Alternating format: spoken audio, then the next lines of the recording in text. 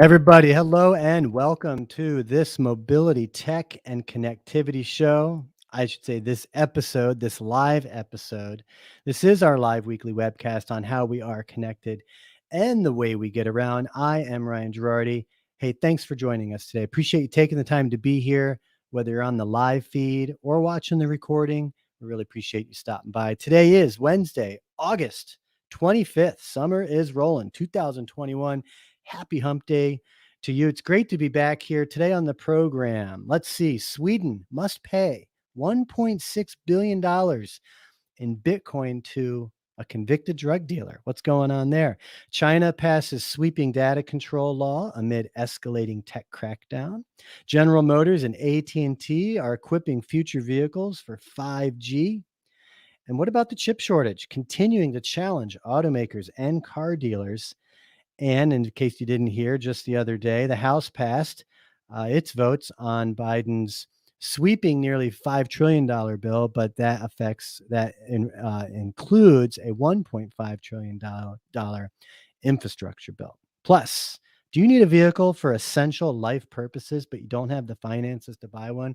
Or maybe you're looking to align with a good cause? Well, stay tuned because later in the show, I have my special guest, Mike Columbus, who's launching his new annual car giveaway, Mike's Rides for Lives. All this and more coming up. Stay tuned. Hey, we got a good show lined up for you today. Oh, well, I'm a Game of Thrones nut, so that's my jam. The robots are listening. The robots are listening. All right, we are back, and thanks again for tuning in here, everybody. I'm going to share my screen here. I'm up at autoconverse.com, and if you're not subscribed to the site, head on over there and do that right away because you would have known beforehand about today's show and everything that we have going on that I just kind of rolled through, but this is what it looks like, and you get these pretty emails sent to your inbox. So as I was saying earlier, Sweden must pay $1.6 billion in Bitcoin to a convicted drug dealer.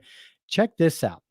So the drug dealer had 36 Bitcoins. This was in Sweden when he got convicted and sent to prison. And at the time, they were worth about $137,000. Well, this was 2 years ago. Now the price of that Bitcoin has increased.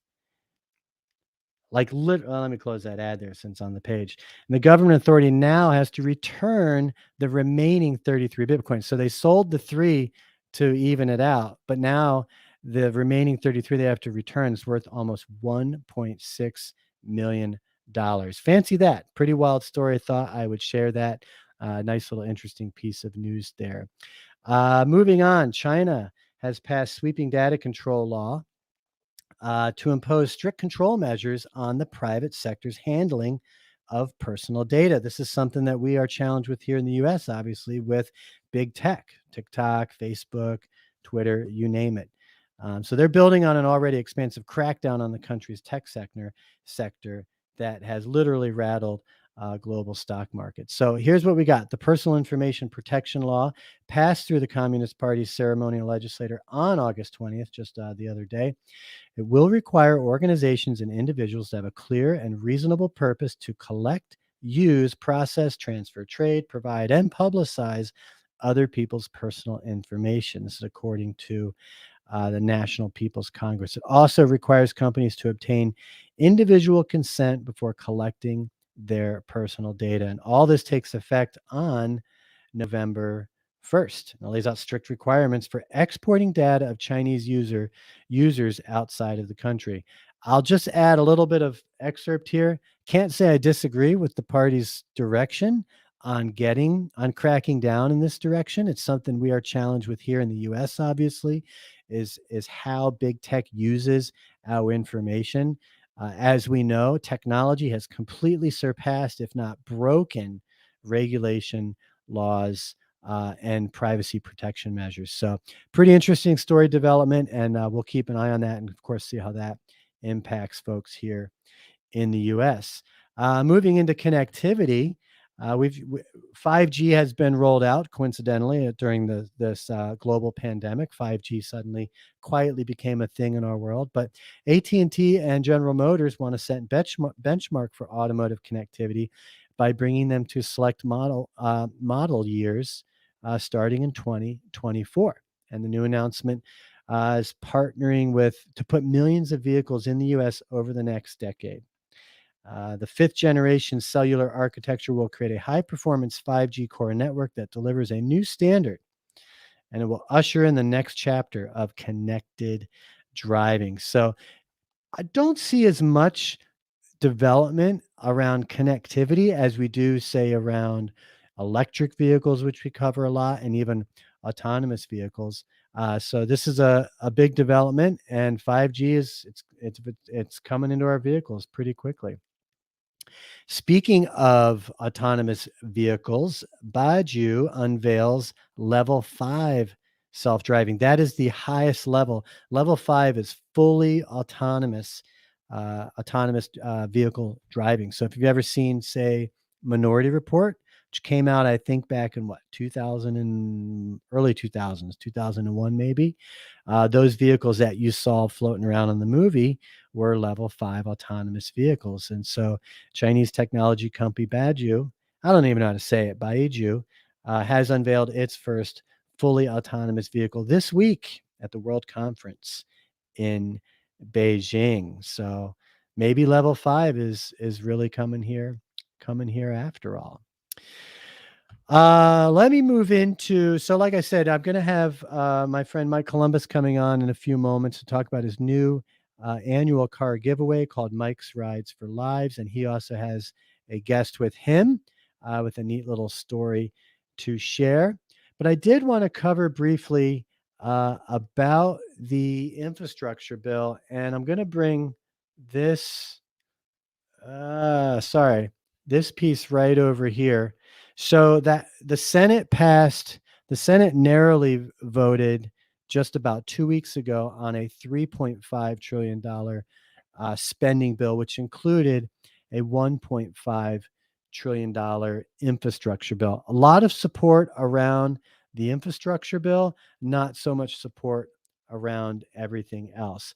I actually am missing a piece here that I need to bring up. So give me 1 second, guys, and let me do this. And by the way, even though this is live, I'm here to have fun. I'm here to learn, to be delighted and educated, meet new people, meet new things.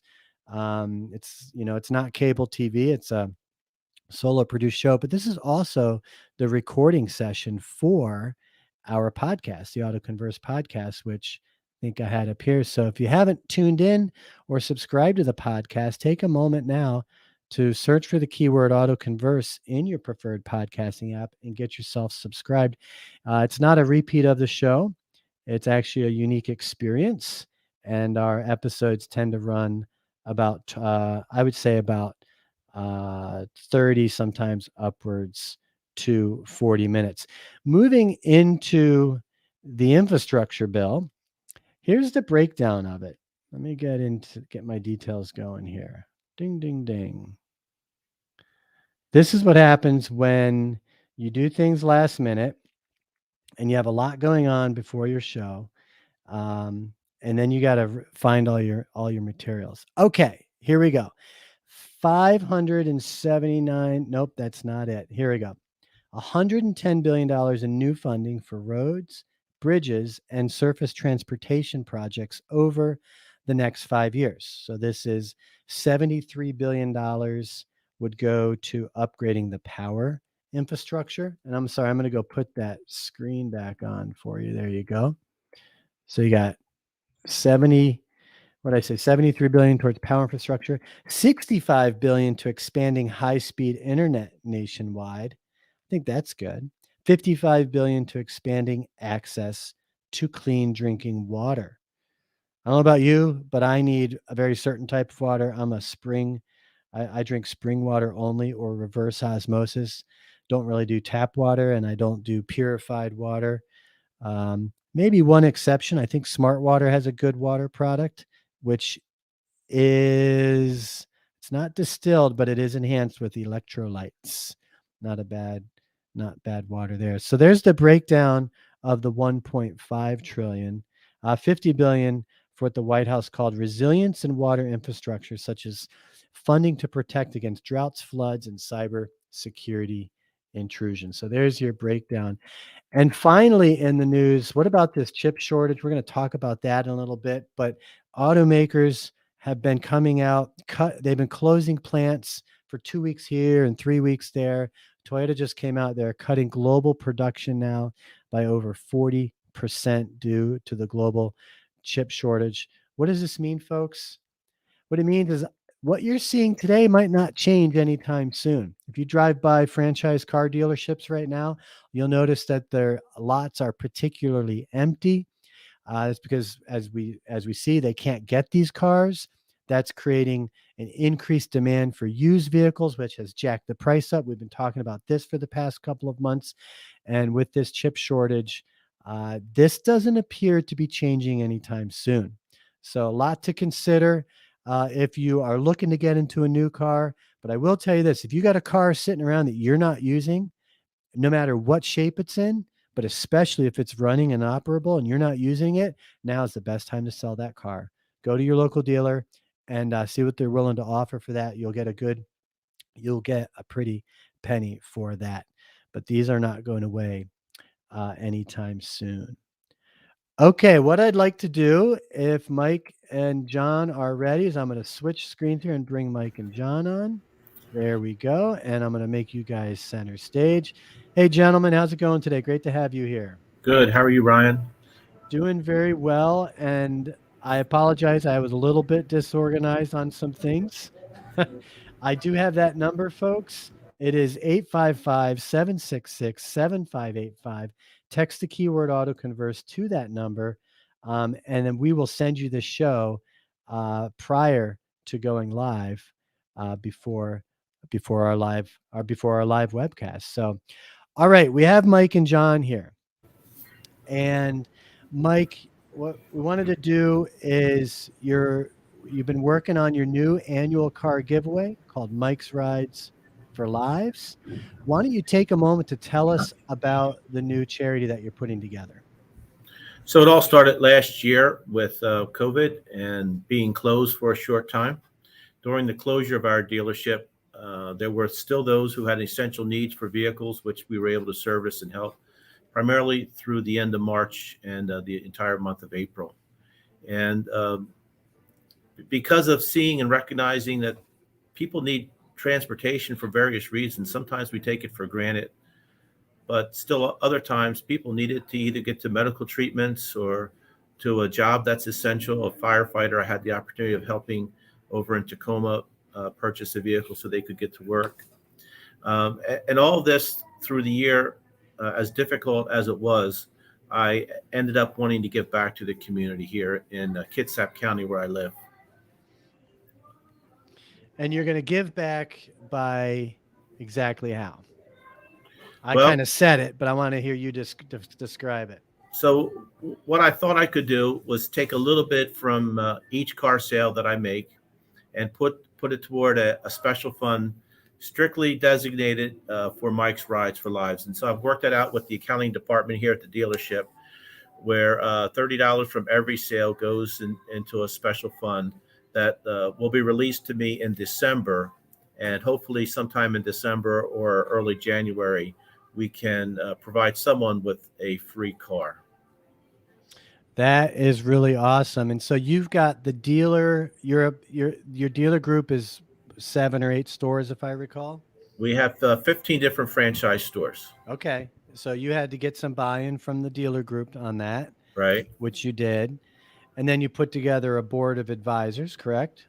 I did. Local community influencers, those who are known and well respected in the community.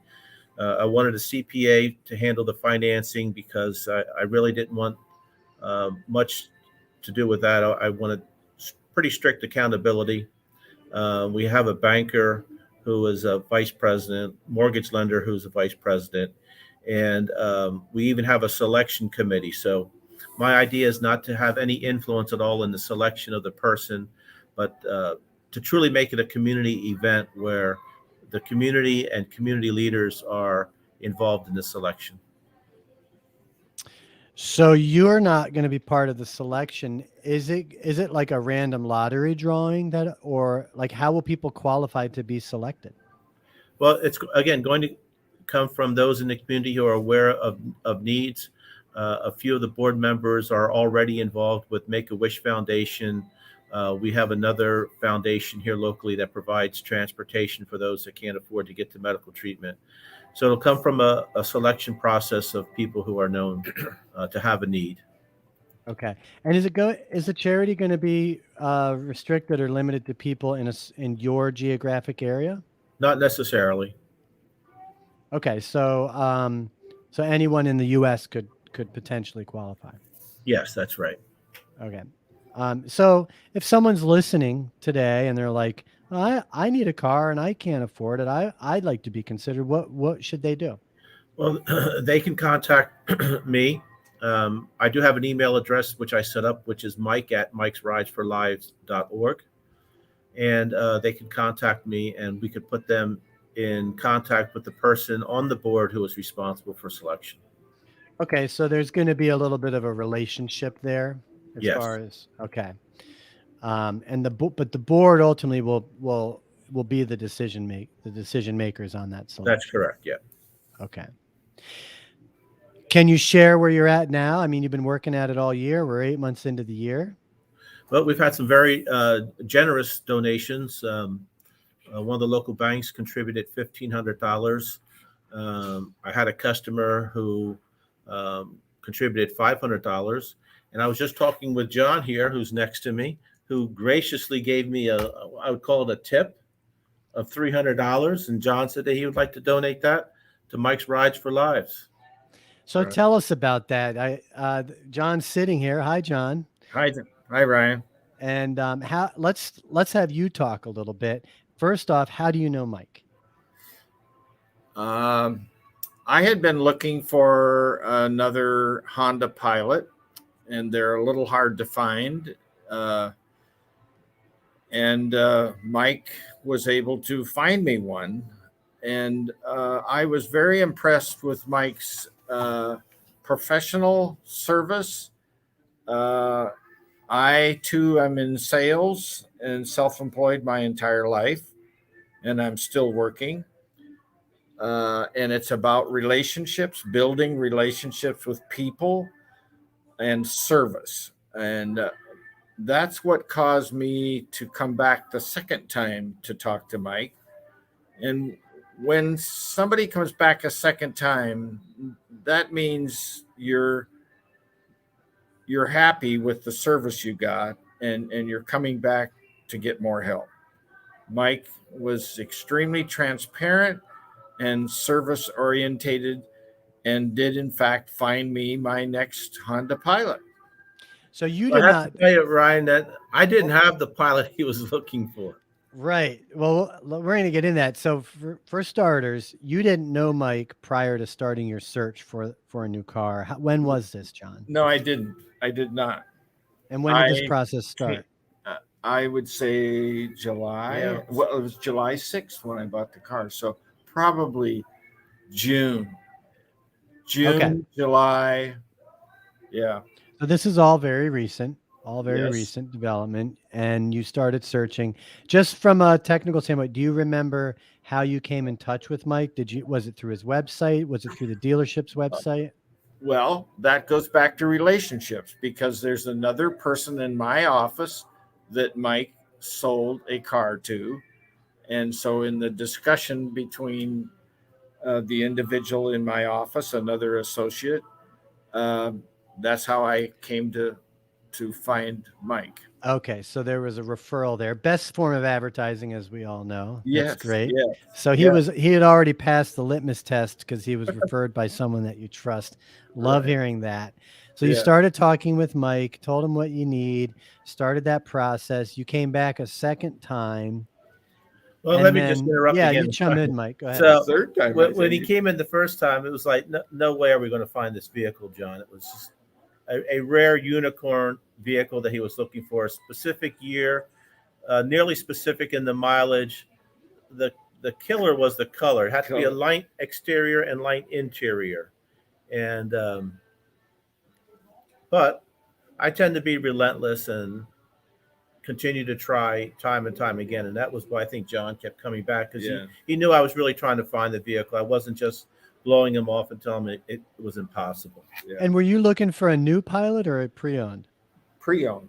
Okay, Pre-owned. so what year? What you wanted a specific year? Well, yeah, it had to be below 2016 because the design of the car changed in 2016. So I didn't want to go beyond the 2016 body style. You wanted 2015 or older? Yes. Okay. And you said light colors on the inside and outside. And outside. And then you what was your mileage limit that you? Oh, 75, 85,000. Okay, under 85K. So that's the unicorn vehicle. Yeah. All right. And Mike, why don't you finish the story, because it ended up not coming from your dealership. No. So I began looking, of course, for what I had here in our Autoplex. We have about 500 used cars, but just couldn't find anything that matched what John was looking for. So I did go online, started looking through various websites, but primarily Car Gurus, and found a couple. I think you nixed off, right? The second time you came in. Yeah. But I think the third time I came in, he did find one that met all the criteria. And in 2 hours, I had a deposit on the car because it took 7 months to find it. Right. So I basically bought the car over the phone. With the dealer that Mike found it on. Yeah. You put a deposit on. And where was that? Where was the car? Well, I would answer the question this way because you probably don't know the Pacific Northwest, but it was in Southern Oregon. So we drove down the very same day to the dealership, and it was probably a 5-hour drive to the dealership. And it all transpired in 24 hours. You say we drove down, not you two. My wife. Okay, you my and your wife wife. and I, yeah. Because My I mean, wife- Mike's the kind of guy that would do that. He'd hop in the car with you. Yeah, no, my wife and I went down.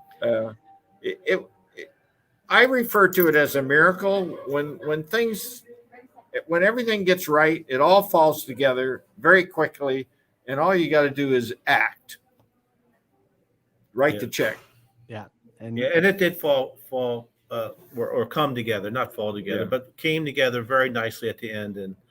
And once we knew we found the right vehicle, John just acted on it like he said he knew he'd have to do. Yeah. Yeah. You can feel it sometimes. You're like, this is it. Yeah. Yeah. Got to go get it. Yeah. Yeah. So you got the car. Yep. But you didn't buy it through Mike and through his dealership. Right. But you felt like you needed to do something for Mike. So you gave, I'll let you explain what you decided to do. Well, let me just explain from my perspective. So I came down from a Saturday meeting, and our vehicle upgrade program handed me an envelope, and she said, this was from John. Well, Saturdays tend to be quite busy, especially after a meeting. And I kind of put it in my briefcase and forgot about it for a while.